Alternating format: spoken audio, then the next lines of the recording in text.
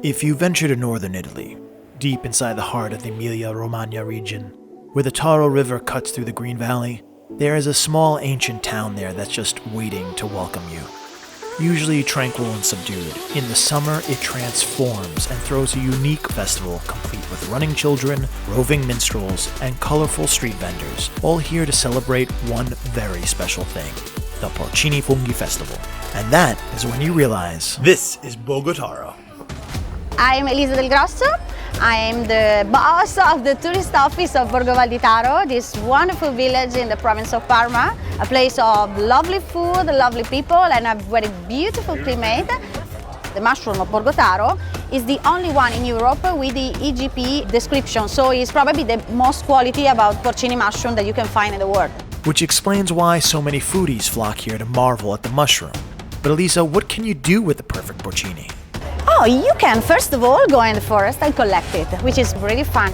Because with a guide or without, and go in the forest and look in it, and find one is very, very, very touching.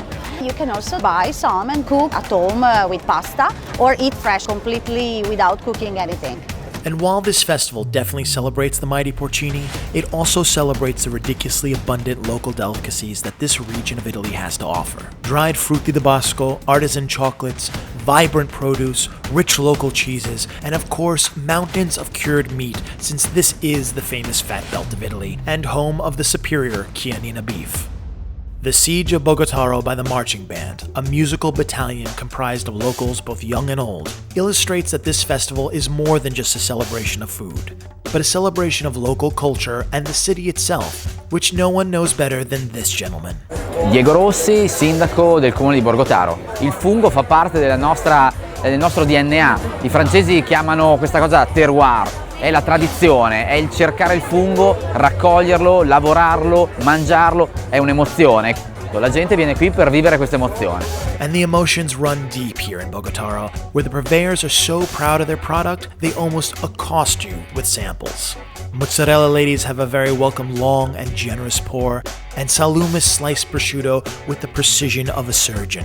I mean, just watch this beautiful ballet that happens in the birthplace of the Parmigiano Reggiano. These artists know they have the goods and love celebrating their treats every year. Io faccio la birra italiana, negli ultimi anni è cresciuta molto come qualità. Io sono 10 anni che sono qua, questa è la mia 10ª volta che vengo alla Fiera del Fungo di Borgotaro. In futuro ritorna? Assolutamente sì, se il sindaco mi vuole. I'm pretty sure he'll be back next year, since the whole purpose of the festival is not only to eat and celebrate, but to include and educate for the next generation. My name is Mario Marini.